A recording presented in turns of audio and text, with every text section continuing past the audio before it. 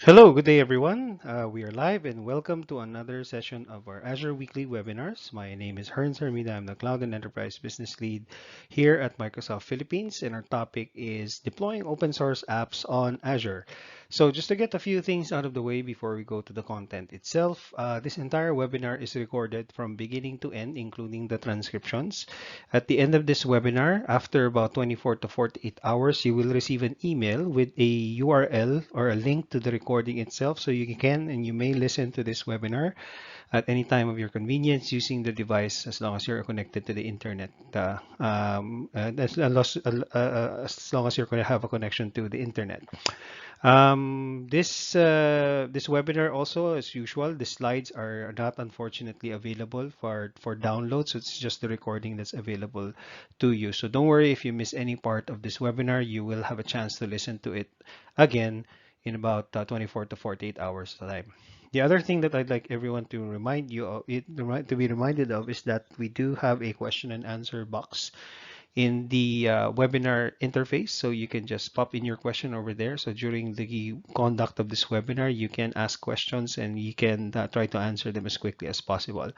If we are not able to answer any of your questions that you popped into the window, then just send me an email. My email address is right there in the title slide.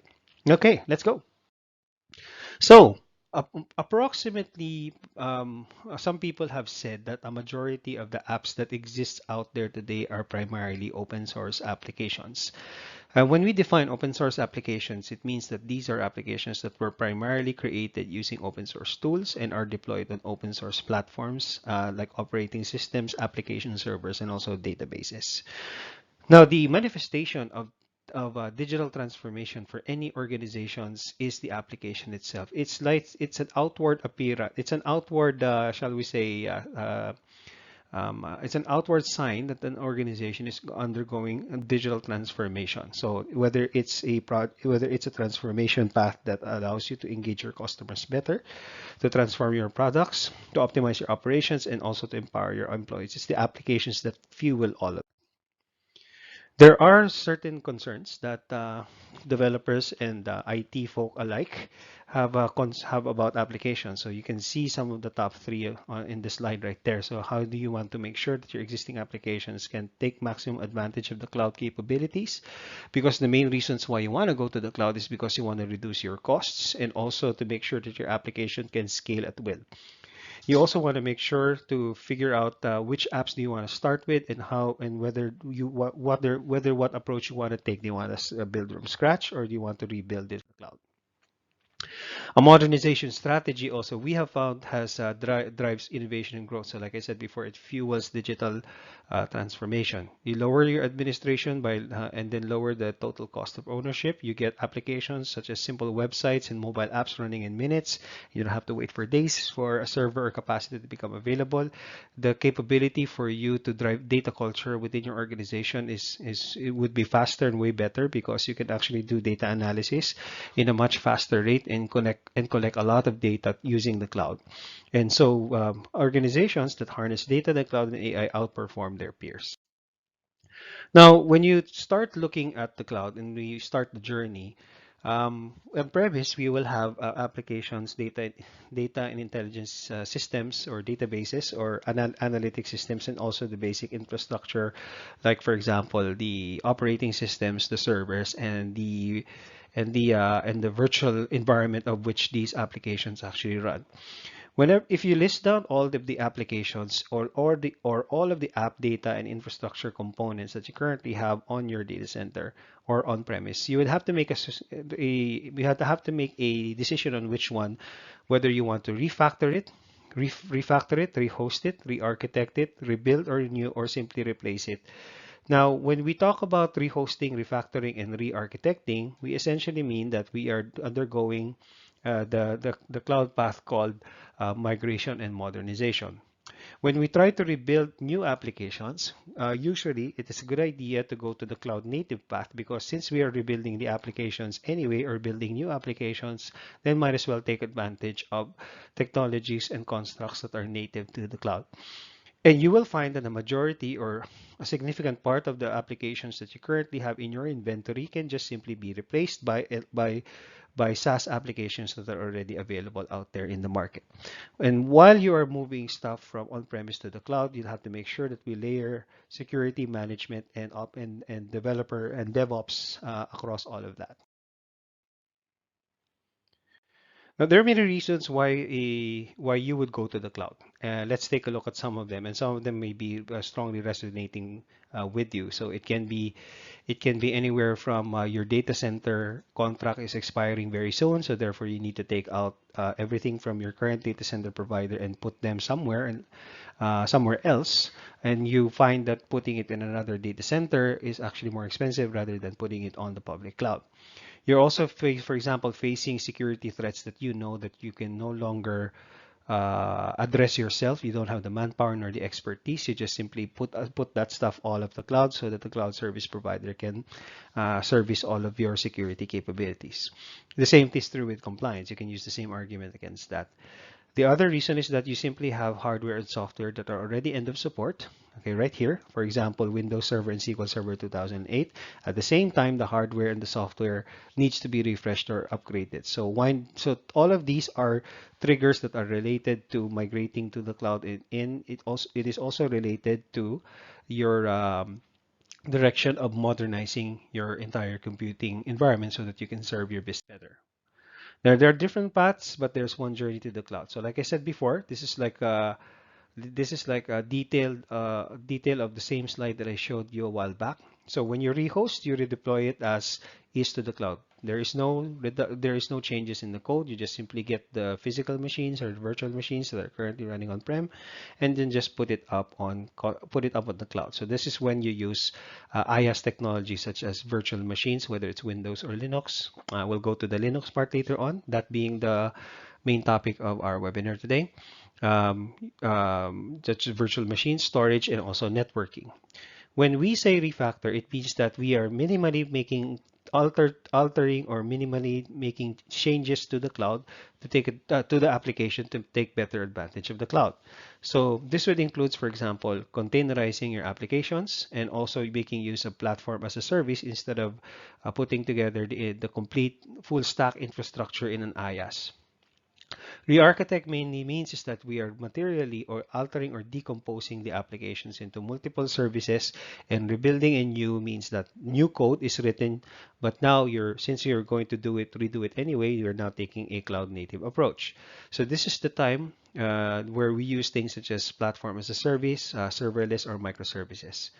Okay, and you can see here the some of the business results. Usually, what people do first, because it gives the fastest return of investment, is IaaS. You just simply lift and shift everything.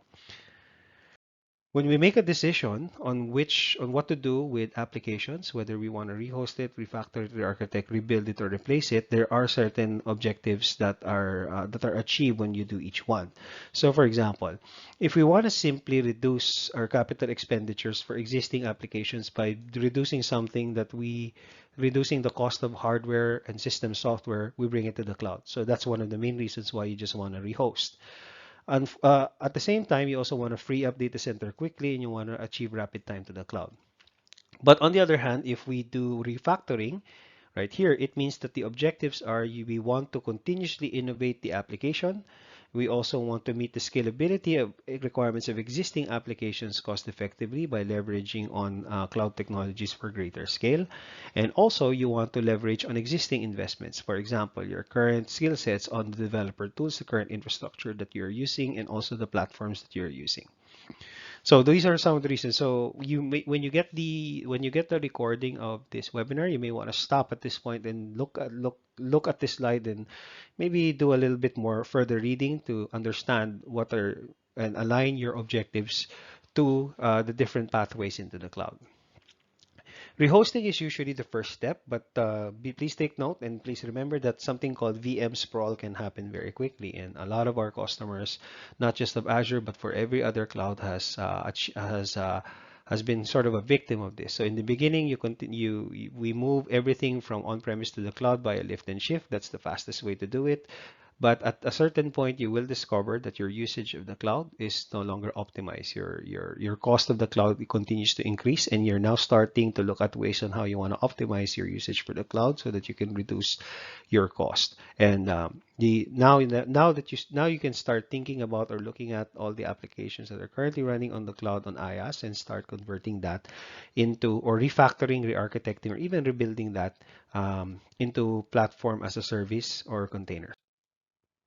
So in the end, you will have some applications who will go through this path, from existing applications, traditional systems to a portfolio of modern apps. They can be containerized applications or microservices-based applications. Now, whether they are containerized or microservices-based, you can continuously innovate these applications through the DevOps process for open source. Now, I'd like to say, for instance, in the beginning, 95% of the Fortune 500 uses the Microsoft Cloud. So you see a lot of these customers right here. And I don't know if I have a slide for this, but right now, more than 40% of everything that runs on Azure today are all based on open source software. So even some of our biggest customers have a majority of their applications created, maintained, run, and operated on an open source platform. They are all running on Azure. So we have the ability now to go to talk to an enterprise and talk about the entire data estate, not just an infrastructure, but also a data estate across Windows and Linux. So this is a picture that was captured maybe within the first month of Satya being our CEO, going in front of the open source community and having this big bold logo at the back that says Microsoft loves Linux. Customers are moving their Linux workloads to Azure. So one of our biggest customers that have actually done that is Daimler. Yes, the car manufacturers. 40% of their VM cores are actually running on Linux, various flavors of Linux, major distributions. So Daimler is very heavy on using Java, Tomcat, Docker containers, RHEL, SUSE Linux, and many other open source.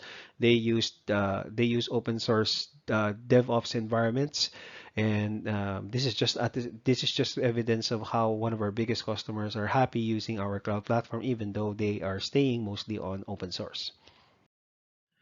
60% of marketplace images in the Azure Marketplace today are actually Linux based. So when you go to the Azure Marketplace and when you look at any additional software from thousands of our other partners that you can put as part of your Azure infrastructure. So may it be for backup server, maybe for backup recovery, disaster recovery, other operating systems and system software or any other business applications, 60% of that are actually Linux based. So you can see here in the in the screen cap that we have things like Ubuntu server, Netscaler that's based on open source, Kali Linux, and so on. So this is the breadth of Azure services and offerings for that are based on open source for Linux. So we have virtual machines that run on Linux. We have PowerShell that runs on Linux. MySQL and PostgreSQL are actually managed services on. We have managed Postgre and MySQL on Azure today, or you can choose to deploy MySQL and Postgre on Linux virtual machines that you can create. SQL Server currently runs on Linux as well. We have R Server on Linux, HD Insight on Linux. We have a great partnership with Red Hat where we actually offer a jointly managed OpenShift service on Azure. The different Azure app services that we currently have support open source code as well, and so on and so forth. So I forgot to mention the Azure Kubernetes service is also based on the specifications of container management and container orchestration from the open source world. Now, apart from that, we also have a built-in set of intelligence services that allows you to make sure that that your workloads on Azure are secure, they are protected, they are closely monitored. That you have tools to automatically configure, make it easier for you to configure and automate and script using scripting, and then governance. Things like identity and access management, policy-based management, and cost management. I've covered almost all of this in a previous webinar called Azure Management and Governance. So if you've attended that webinar, you sort of remember all the details that around configuration, governing, monitoring, protecting stuff on Azure. So if not, you can go back to to that webinar and look at the other details. We have comprehensive support for key Linux distributions on Azure. So we have the major ones such as Red Hat, Ubuntu, SUSE, and CentOS. And we also have a lot more other ones that are also being used by our customers that are like, for example, Oracle, Debian, Core OX, OpenSUSE, also other things such as Kali Linux, and so on and so forth. So that list continues to grow. Now, don't mind the version numbers here at the bottom. This slide is kind of a little bit dated, so it's a challenge for me to constantly update the slide. But just be assured that that the images of these Linux virtual machines are available on the marketplace, and the versions of those distros are always the latest ones, or N-2. This is just a sample of all of the open source software that we currently have and available on Azure today. So anywhere with whether it's DevOps, whether it's open source software for management such as Chef and Puppet, which seems to be very popular, applications, even application platforms itself, or publishing platforms such as WordPress and Joomla and Drupal, uh, um, and so on. Application frameworks and tools: PHP, Node.js, Python, Ruby on Rails, Eclipse, etc. Databases such as Redis, Hortonworks, Cloudera, MySQL, MongoDB, and other infrastructure, and like I said, the different distributions of Linux that you see here.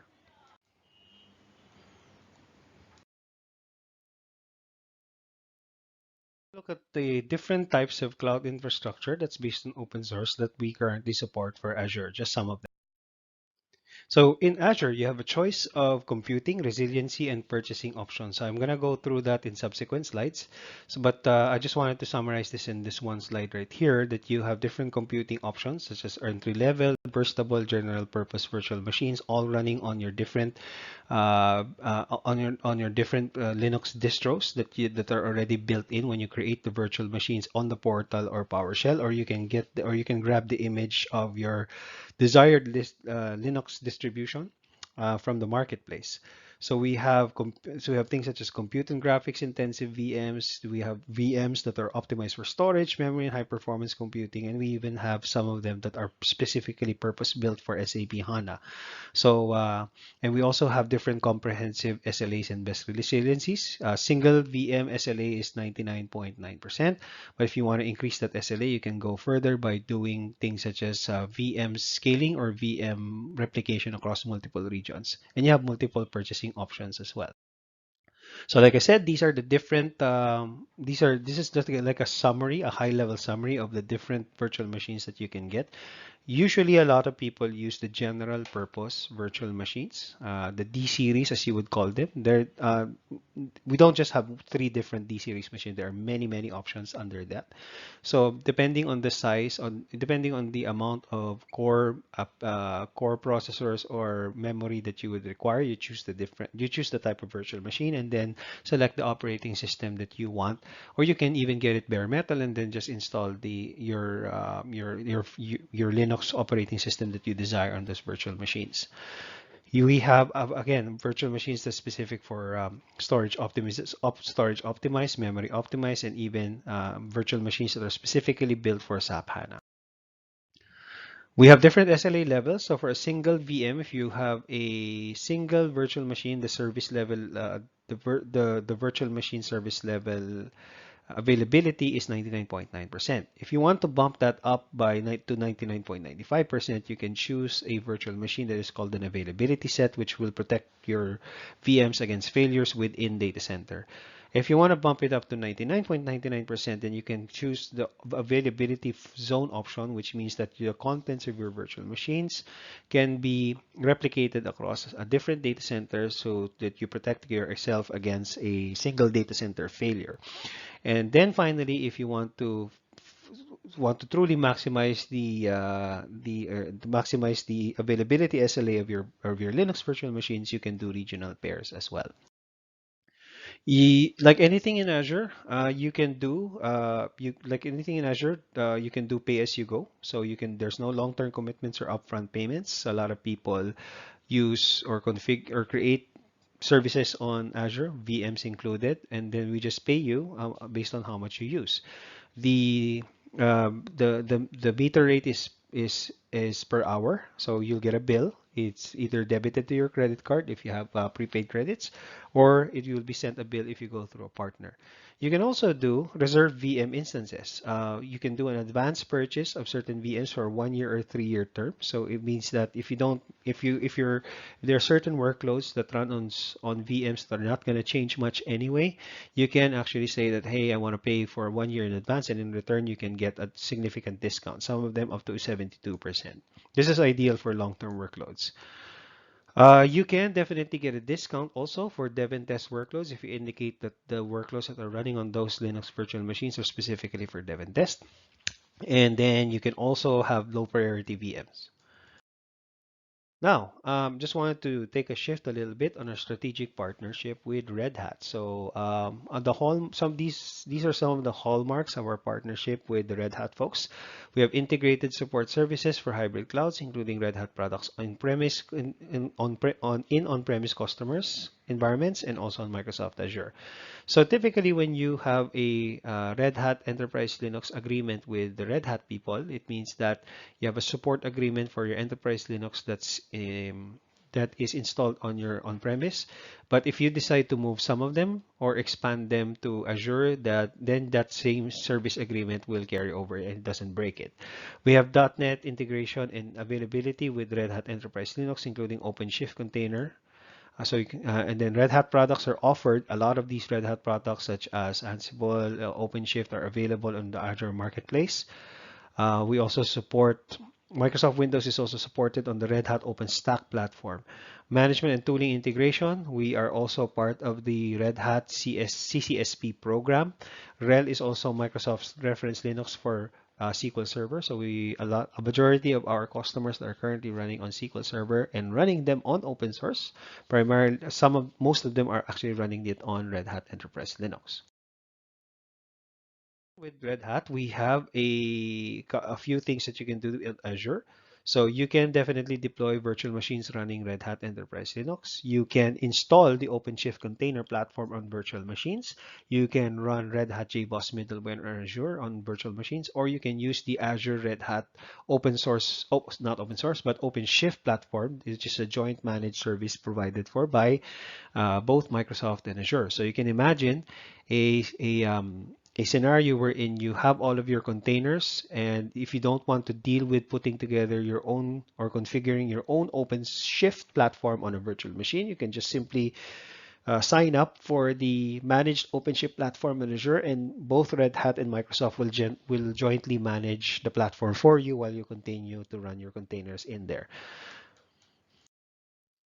So integrated support means that it doesn't really matter who you contact first, whether it's Microsoft or Red Hat support. So our ticketing systems and our engineers are very close to each other, so we can transfer your issues from Red Hat reported tickets if we found out that if the Red Hat people and Microsoft people jointly found out that it's actually an underlying Azure issue, then we will solve it for you, even though you reported it on the Red Hat customer portal, and vice versa. So these are just some of our Red Hat Enterprise Linux on Azure customers. So you can see some of them right here. We have quite a few of them here in the Philippines as well. SUSE in Azure is also supported. So this is the product of a 20-year alliance. A majority of our SAP customers that are currently running on Azure today, SPS for HANA, are actually running on the SUSE operating system. We have so the integration between SUSE and Azure includes on-demand support. You can bring in your own subscription and joint collaboration from a marketing and also an engineering standpoint between us and SUSE. This is the reason why we have a large number of customers running SAP on Azure using the SUSE operating system. Ubuntu is also supported, so you can, for example, grab a Ubuntu image from the marketplace, but don't forget to also add to your purchase the Ubuntu Advantage support plan from the portal itself, so you can get support from Ubuntu.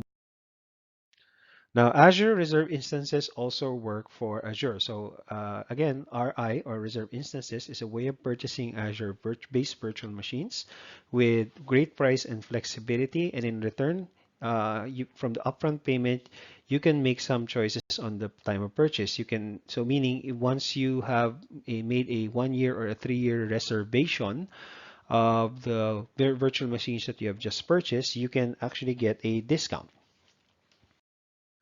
There are also 96, as of my last count, 96 CIS hardened images that are available in the marketplace if that is something that you would like to use.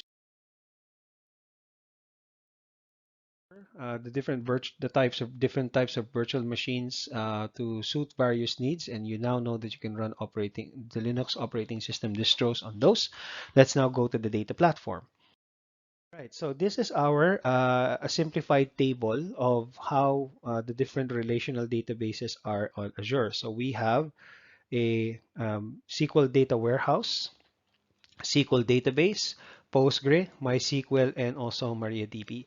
So both Postgre and MySQL are offered as a managed service. Okay, so they're offered as a managed service, meaning it's Microsoft that manages a multi-tenant platform that runs Postgre and SQL. And when you subscribe to it, you just simply say, I want to run MySQL. You get an instance, a virtual instance of a MySQL database, and then just upload your data right there, and then connect your application to the MySQL.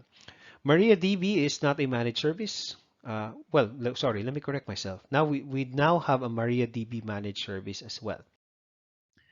So Azure Database Services for MySQL, Postgre, and MariaDB.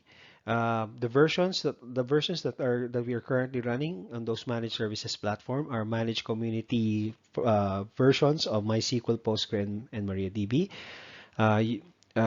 As with any open source database, you can use languages and frameworks of your choice. The great thing is that you can now scale in seconds with built-in high availability. So if you want to scale your PostgreSQL to take in more data, or to take in more users, or to take in more application traffic, you can certainly do that because you can immediately scale it using the tools that are available there. Unparalleled security and compliance, because we also provide the security layer on top of what is otherwise an open source database, because if you decide to deploy, for example, a PostgreSQL on a virtual machine, you'd have to configure the HA, the high availability, and also the security yourself. But on the managed platform, you don't have to do that anymore because Microsoft has already done that for you. And it is also available in majority of all of our 54 data center regions. The plan is, of course, to deploy it across and make it available across all of our regions. There are different service tiers. I don't want to go into the details on this, but it depends on what you require in as far as the number of virtual cores, and what type of scalability you require for your open source database for MySQL and Postgre. So we have the basic ones, which are for basic workloads. We have the general purpose for ideal for most business workloads, and we have performance optimized, which caches more data for faster transaction processing. And you can see the differences here in terms of the number of virtual cores and the types of and the amount of IOPS for each one. So you make sure that you make the right choice, because of course, as you go from left to right, the cost per service will become higher. So let's talk about the different service features of the managed databases service. So security is built in. So we've already built in Active Directory integration. We also layered around it threat detection, native authentication. We have put in SSL connectivity. We have put in firewalls and ability to do VNetting or virtual networking, and built-in built-in encryption at rest for data and backups. Imagine that for MySQL and Postgre. Again, all of this you'll have to configure yourself if you install it on a VM or if you install it on-prem, but because you're now using the managed service of Microsoft, all of this is already made available and pre-configured for you. So, like I said, you can actually do you can do VNetting or virtual networking within Azure, so that you can have, for example, the ability to extend VNet private address space to MySQL and Postgres. So you kind of isolate your open source application or your database or your data warehouse or your data mart that's using MySQL and Postgre to the rest of the stuff that you're currently running on Azure. Because it is running on Azure, your data that's running on Manage MySQL, Postgre, and MariaDB are compliant now with all of these standards right here. So this includes ISO, CSA, STAR certification, and PCI. High availability, again, we already pre-configured that for you. So you can elastically scale your compute up and down. You can independently scale your storage as needed. You don't need replicas. We've already done that for you. So all you need to do, again, is just subscribe to the service, upload your data, and then connect your application. So the HA is already there. So this is kind of how it works. High availability. So for example, if you start up with a 32 gigabyte hard drive, you can scale up if you want. Okay. So for example, so this is just to show you a example of how you of how of how more cost effective it is to use the MySQL managed service versus getting a normal virtual machine and then bothering installing the database on that virtual machine and configuring HA yourself. It's actually cheaper. You can scale performance on the fly. You can scale up your compute up and down in seconds, scale up your storage as needed, even while your application in your database is currently running. So if something happens to your data, okay, so the data backup will kick in. There you go. Backup and restore is automatic and it's part of the service. You can choose LRS or GRS. You can restore from gredundant backups if you want. It really is up to you on what your requirement is, and then from there, your backup will be automatically configured in the back end. Okay, so here are from screenshots on how you actually restore databases. You don't even have to worry about where the restoration is from. It's the system that actually does that for you. Monitoring and alerting is also built in. You don't have to configure any third party or configure any external monitoring systems. It also already built into the managed system. So you can go straight to the Azure portal, right click or click to your MySQL, Postgre, or MariaDB, and you can see how it is currently performing in terms of things like CPU, compute, and memory, and everything, and every other monitoring parameters that's available.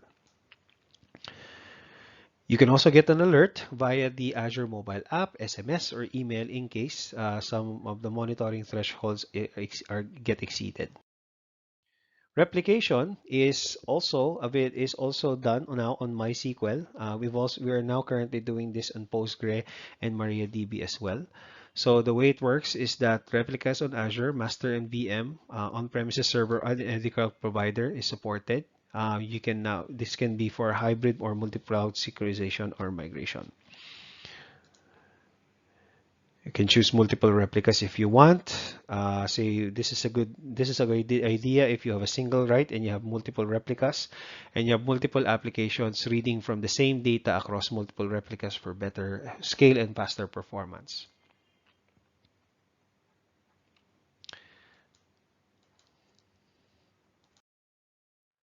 All right, so how do you then migrate your data that's currently on your on-premise MySQL to the managed MySQL service? So there are many ways to do this. You can use the MySQL dump and PG dump native commands. There's no additional setup for that.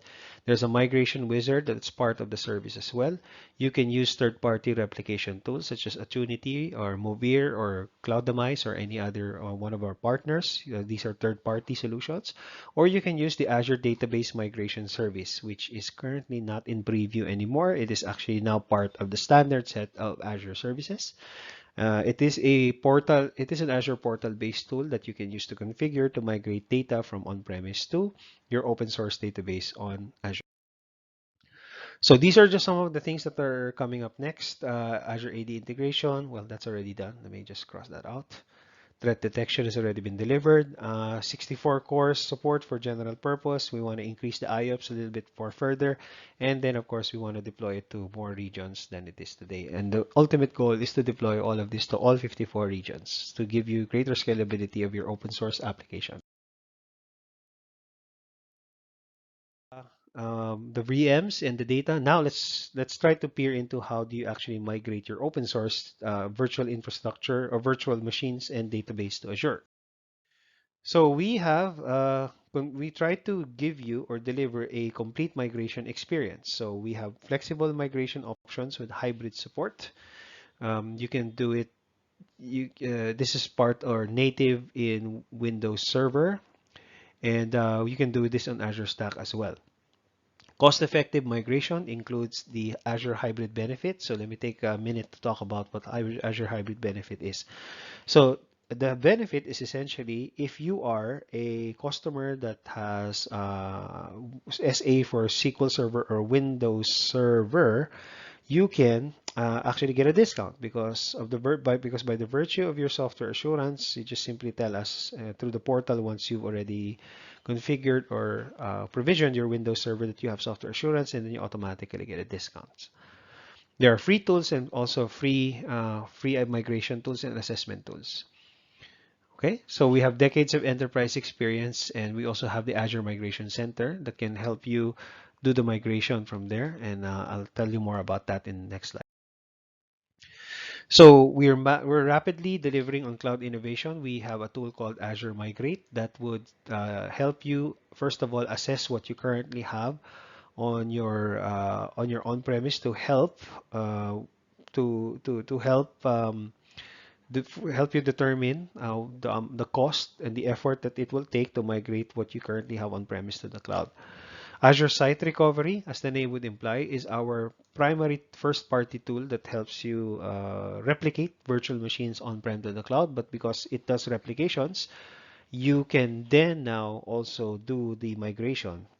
It basically is the same thing. It gets a snapshot copy of your it gets a snapshot copy of your virtual machines and then replicates it over to Azure.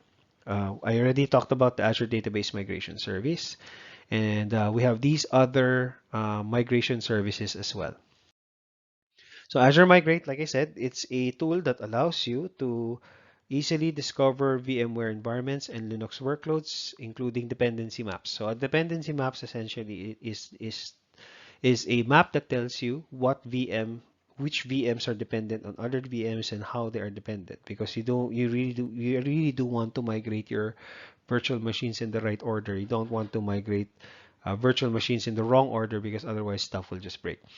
It'll give you the right size Azure resources based on utilization history. So it's smart enough to know that, you know what, this particular virtual machine is sized up this way in on-prem. So let's say it's a 8-core virtual machine.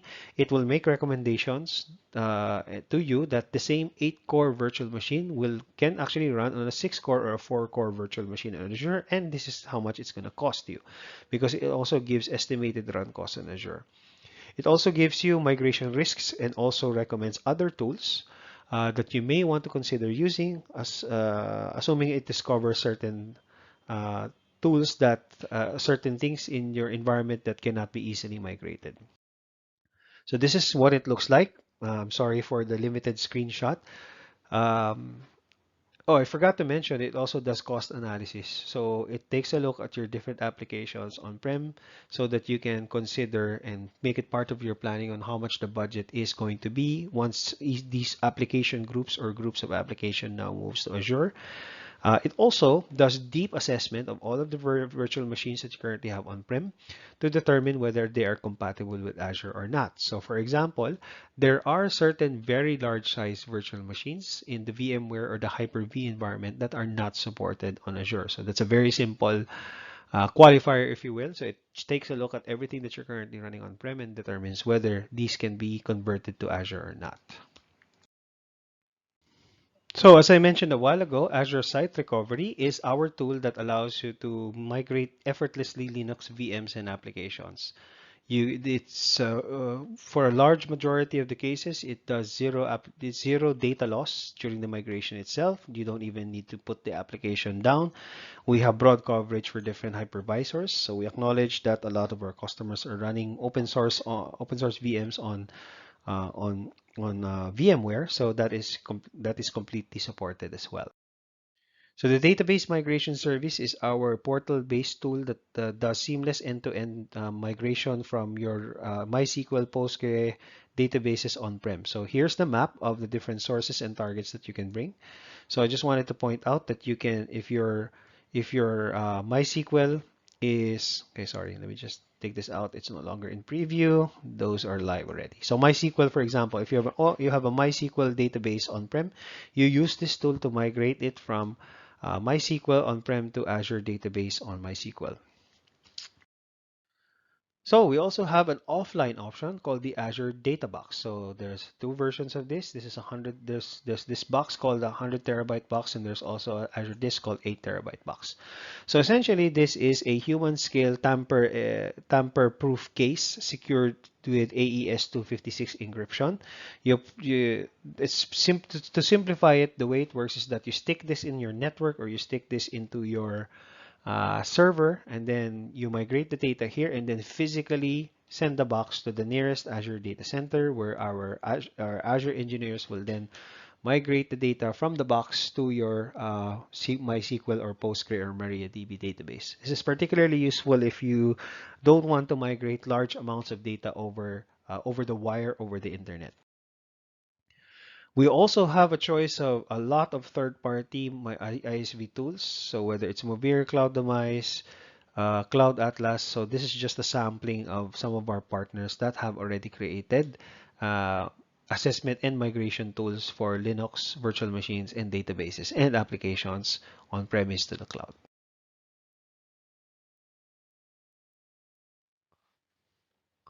All right, now let's talk about open source applications in Azure. So let's take a look at the scenario where you already have existing applications that are on open source that are currently running on premise and you want to migrate this to Azure.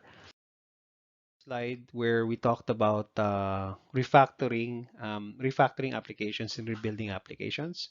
So rehosting applications is essentially what we talked about in the previous slides, where you just move virtual machines from on-prem to the cloud using ASR, Azure Site Recovery, or any of the third-party tools.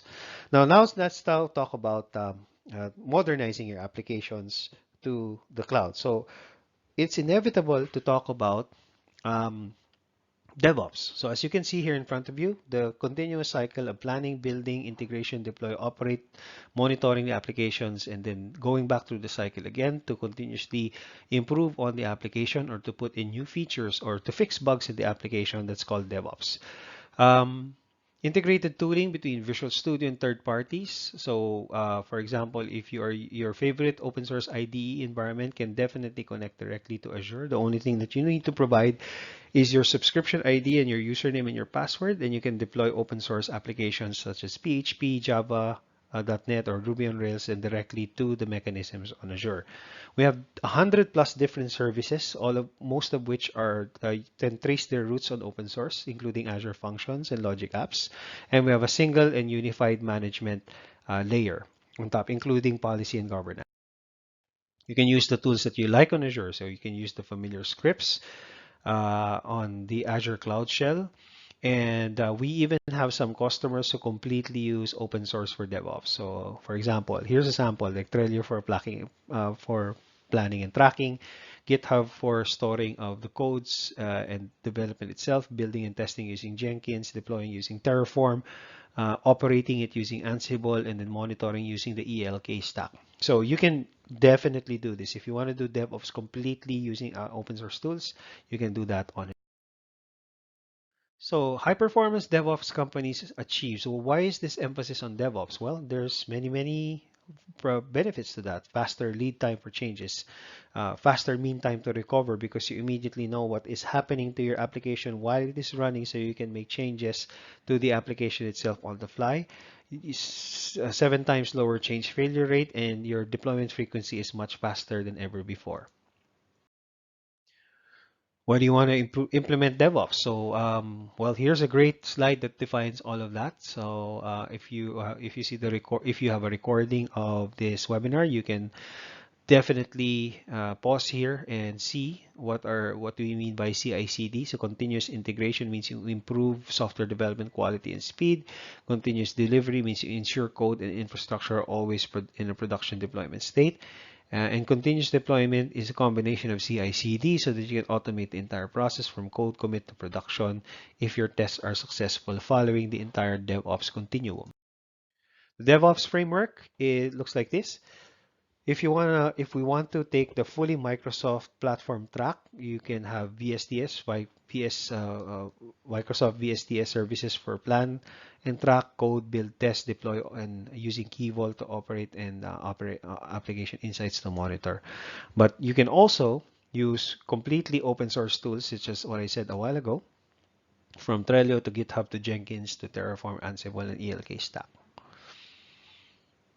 Or you can even interoperate across both. We have many customers that does that. So for example, we have a few customers whose dev environment is they're fully committed on Visual Studio, and they create both .NET and open source and PHP and even Java applications, or even any other applications on the Visual Studio environment, but then they integrate with Jenkins for testing, for example.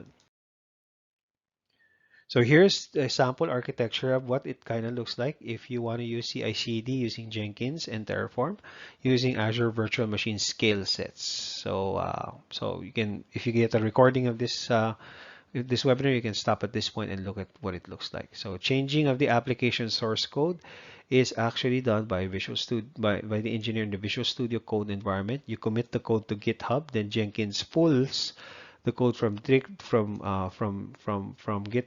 and then uh, triggers a packer image build to create a VM, and stores the VM using Azure Managed Disk, or at the same time triggers Terraform to provision a new virtual machine scale set. Azure Log Analytics continues to collect the logs of the virtual machine and the application itself, which you can then use to monitor and make improvements. Another example is using container CI/CD, using Jenkins and Kubernetes using the Azure Container Service, or AKS. So in this case, after committing the code to GitHub, and then continuous integration, and then triggering the integration through Jenkins, what Jenkins would do is that it would build and pushes the Docker container into the Azure Container Registry, which is then orchestrated by the Azure Container Service.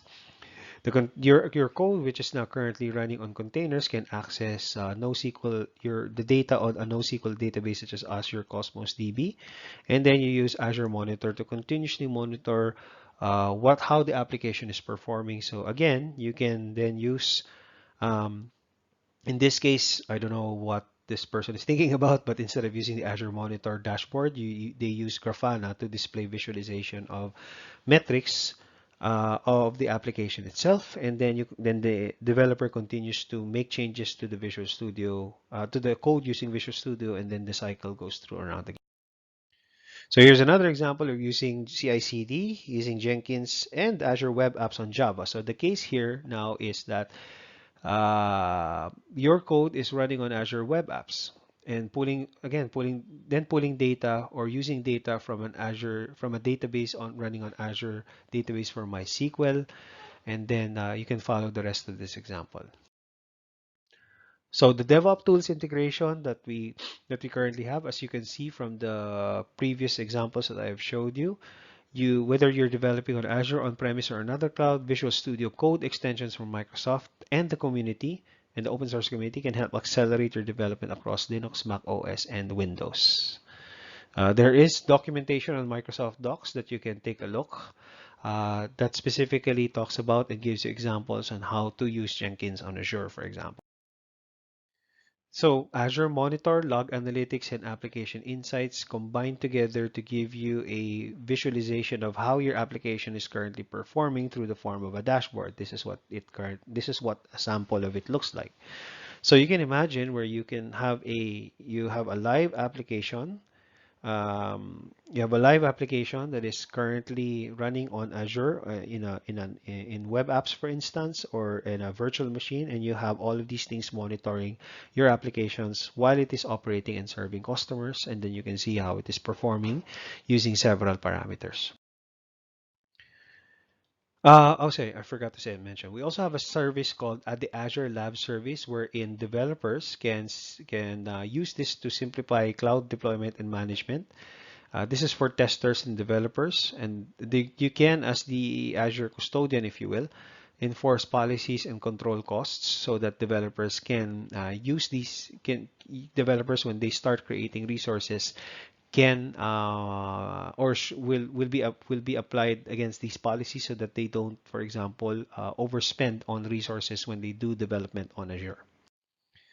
All right, now here's a PaaS platform called the Azure App Services. It is turning out to be one of our, if not the most powerful um, cloud service, the PaaS cloud service that we currently have, platform as a service.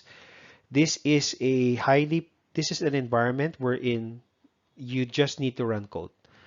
Think of it as an environment where you just deploy the code, whether it's PHP, Python, Java, Ruby on Rails, or any other popular code for that matter, instead of deploying the application on a full stack server where you have to worry about the application server and the configuration of the application server, not to mention the operating system. Here, it's an alternative because you don't have to worry about that anymore, because the platform to run the code itself is already pre-built and pre-configured for you. It's a fully managed app service, so we support running .NET, Node.js, Java, Docker, PHP, Ruby, Python. You can use it. You can use it as a staging or deployment environment, and you can also, for example, have an instance of the app service to do testing before you actually do it through production. It's a fully managed service because it auto scales and it automatically load balances. So, for example, if you have a PHP application that suddenly experiences a surge of users, you don't have to worry about scaling up the server anymore because App Services does that for you. High availability and auto patching is also there. So in effect, it reduces your reduction costs and reduces your cost of running the application. It's available across all of our data centers, or sorry, all of our Azure regions. So therefore, you can scale your application and do load balancing if you want to split up the traffic between multiple geographies of the same across the same application. All right, so you can use this to take a look at the different features for productivity, manage the different managed services that are managed, and what are the different enterprise grade capabilities. I don't want to spend a lot of time looking at this. Just pause at this point maybe and look through the list. The great thing about using the app service is that it already has a built-in integration to a lot of services on Azure. For example, if you are using the app service to host a media applications, let's say, for example, your own YouTube or a version of YouTube or something similar to YouTube, the code itself will run on the app service, but it also has a automatic connection to the content delivery network, or CDN. You don't have to build your own CDN. Microsoft already has their own CDN with Azure. So, and you don't have to worry about the integration between your app running on the app service with the CDN, because that's already been taken care of for you. Another great example is if you're using cognitive services. So if, let's say, if you have an application that's deployed on a mobile application, let's say you have a mobile app that you use, that you are asked, that you give, that you, for example, that has a feature where users can take photos of receipts, and then you use our OCR service in the cognitive service to do image to text translation. So the API calling between the app service and the cognitive services, the mechanism that allows to do that is already built in. So, and you have other examples and many, many examples of integration as well. Okay, now let's talk about containers. So remember in one of the beginning slides, one of the approaches, if you will, of refactoring applications is to repackage applications in the form of a container. The advantage of a container is that you are not virtualizing the hardware, you're virtualizing the operating system. So therefore, the footprint of a container is smaller than that of a virtual machine. Apart from the smaller footprint of a container, you also have the agility because you can now shift applications faster. You can move workloads across on-premise to the cloud in the same container environment. You can achieve better resource efficiency because of the higher density that you can achieve using containers versus virtual machine, and you can also achieve rapid scale. Now, containers can run on Linux and Windows. You can run it on-premise or on the cloud. It can run any app, whether it's a microservices app or a monolithic application, or it can run any application that's been created across multiple languages. Now, how do we manage containers on Azure? So you can run containers on the app service. We have a container orchestration service called the Azure Kubernetes Service, which is based on the open source Kubernetes specification. You can also use the container instance to elastically burst your AKS cluster, and we also have a large number of ecosystems apart from the first party ones that we have on Azure. So if you do not want to use AKS, and if you want to use the Docker environment, use the OpenShift environment, the Pivotal environment, all of those are definitely, or Mesosphere, those are all definitely supported on Azure. Remember, in a few minutes back, I talked about open source. A large majority of our OpenShift customers, or Red Hat's OpenShift customers, are actually running OpenShift on Azure today. So if you have a preferred container platform, whether it's Pivotal, Cloud Foundry, or PCF, Red Hat OpenShift, Mesosphere, Docker, or even self-managed Kubernetes, like you want to do your own orchestration platform, download the open source Kubernetes and configure that for yourself and run it in a series of virtual machines on Azure, you can definitely do that as well. Okay, so how does managed Kubernetes service works? So you have this idea. I don't want to go through a lot of details. You have this idea of managing nodes, but the key thing here is on the left side of the slide, wherein automatic upgrades and patches, configuration of high reliability and high availability, cluster scaling, self-healing, server monitoring, etc. All of this is done by the Azure Kubernetes service. If you were going to do this on the open source Kubernetes and deploy this on your own or by yourself on the Azure environment or even on-prem, you're going to have to configure all of this yourself, which kind of stifles your fast go to market. So that's all managed by Kubernetes. So the only thing that you need to do is to just deploy your containers across and then let it be managed by the container service.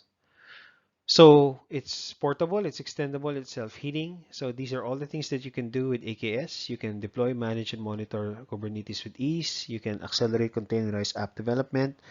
And then you can also scale applications on the fly. So instead of doing it yourself, this is what I was mentioning a while ago, wherein you do the containerization, CI/CD, cluster hosting, upgrade, patching, scaling, monitoring, and logging. A large portion of this infrastructure or plumbing, if you will, to run containers is already being done by Microsoft. Kubernetes has experienced a lot of momentum for the last couple of years. For the reasons of the benefits that I have just mentioned a while ago, and they are being used and trusted by thousands of customers already. Some of them we are seeing here in front. Azure makes Kubernetes easy. So in the old way, for example, if you want to create a cluster, you do all of this. You have to provision the network and yada yada yada, do all of this. In Azure, you just simply say AZ AKS create. Done. Everything is being done on the back end. Automatically for you. We also drive community-led innovations for Kubernetes. So a lot of people say, well, you don't want to use the Azure Kubernetes service because it's really not compliant with the open source Kubernetes specification. That is completely not true. Um, Visual Studio Code Kubernetes extensions, for example, has 11,000 currently monthly active users on GitHub. We are also part of the group that maintains Helm Draft Brigade, where Microsoft is really deeply entrenched to the open source environment now. So let me take this opportunity by saying that almost more than half of our engineers, if I'm not mistaken, even a majority of our engineers that build stuff on Azure and also run Azure, all have open source pedigree. All right, so we are nearing the end of our webinar. So just to summarize a bit, we covered a lot of stuff, the infrastructure that you can use to run open source in Azure, the different database services that we have available on open source on Azure, and the different platforms that you can use to run your open source code on Azure. If you want to try all of these things out, you can still get your Azure free account on azure.com/free. So what you get is a free account with a $200 credit that's active for 12 months. And as long as you do not go over the limits of these different services, such as 750 hours of Linux virtual machines, 250 gigabytes of SQL database, your $200 remains intact. The only time where your $200 gets touched is when you go over the limits of these services. But if your $200 is almost down to zero, you will definitely get an alert, a friendly alert, and a friendly email from on your Azure portal to tell you that you're spending already your $200 credit. And if it's clear to zero, you'll be given a choice to stop the service or to continue it, and continue to charge your credit card, or get contacted by a partner to continue your usage of Azure. These are the different services, and there's a lot of them. There are different services that you can use at any time that doesn't charge against your $200. If you want to learn more about Azure, the best resource is online. It's a tool called Microsoft Learn, and once you've gone through the Azure part of Microsoft Learn, click on the drop down where you can see you can choose your role here. So for example, if you are a developer, choose the developer track right here, and the portal will automatically select content that is specific for developers. And there's even a track just for open source developers and open source professionals as well. So the training is composed of text, websites, videos, sample code, and even testing labs or hands-on lab work for you to increase your knowledge about open source on Azure. Specifically for AI, we have aischool.microsoft.com. If you want to, for example, learn how to build chatbots using our chatbot framework, we have conversational AI right here. You can learn how to create machine learning models, or you can even learn how to create or extend applications using our cognitive services. The Microsoft Professional Program is still available. I am told that it's will soon be retired and be replaced by another similar program. But while it's still out there, you can still register in academy.microsoft.com. Now, how this is different from Microsoft Learn is that, for example, you can um, learn how to do, for example, DevOps, but you don't know exactly what DevOps is. So it's not a very tool-specific set of courses or online courses. These are delivered not just by Microsoft instructors, but these are also delivered by non-Microsoft instructors, people who work in universities and professionals who will teach you the basics of data science, artificial intelligence, IoT, cybersecurity, and everything else that you see there in front of you. Complete documentation is available on Microsoft Docs. So just go to docs.microsoft.com, choose the Azure option here, and everything that you need to learn Azure, how to operate Azure, develop on Azure, deploy applications on Azure, deploy databases, it's all there. Code samples and also links to the GitHub code samples are you can see it here as well. So this is your go-to resource whenever you're deploying anything on Azure. If you're not satisfied with that, we have a few partners here in the Philippines that actually deploy instructor-led courses to help you enhance and get focus on how to learn stuff on Azure. So one of them is CloudSwift. Well, CloudSwift, they don't have a classroom, but but for a low fee of $99, for example, you will get access to self-paced course material, an exam voucher for proctor exams, and even hands-on lab practice and hands-on labs and practice exams. If you want to get a discount, just enter this promo code. Tell them that you heard about this promo code in this webinar, and they will give you a discount. DDLS is also one of our other training partners. Now, these guys actually do run classroom courses for Azure Fundamentals. That's a one-day course. Solution architecture courses, administrator courses, and even developing solutions for Microsoft Azure. So if you want to be so if you're a developer, this is probably or most likely the track for you. That's a 6-day course, and this is how much it costs. However, if you would like to get a discount from here, you can contact this guy, Tofen, and then use this promo code to get a 10% discount. Tell them again that you got this promo code from this webinar. Another partner of ours that's been around for quite some time is MISnet Education. So you can see here the different courses that they offer on Azure, from fundamentals for courses for architects to developers. And again, same deal. If you want to get a discount offer for their bundle, which includes a training, an exam, a retake of the same exam in case you fail it, and also a practice test before you take the exam, you can contact these guys and they will give it to you. And then finally, we have an entity data as well, who runs these different 5-day courses for Azure. There are 5-day developer course, 2 5-day courses on architectures, and so on and so forth. Use this promo code if you want to get a discount. If you can contact those guys and tell them that you got this promo code from this webinar.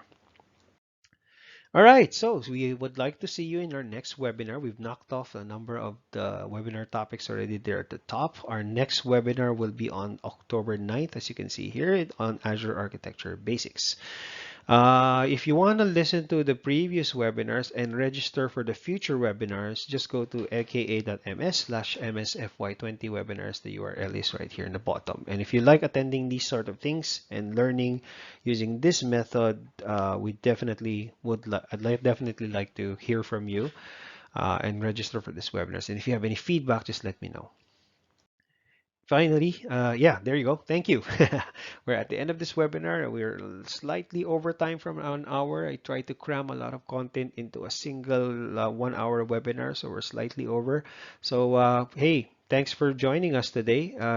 Have a great day, and hopefully I'll see you soon in the future webinars and our future events. And I sincerely hope that you learned something here, and I definitely welcome any feedback or any more questions that you may have. Just send me an email down here, hrmedia@microsoft.com. All right, thank you very much. Have a great day. Goodbye.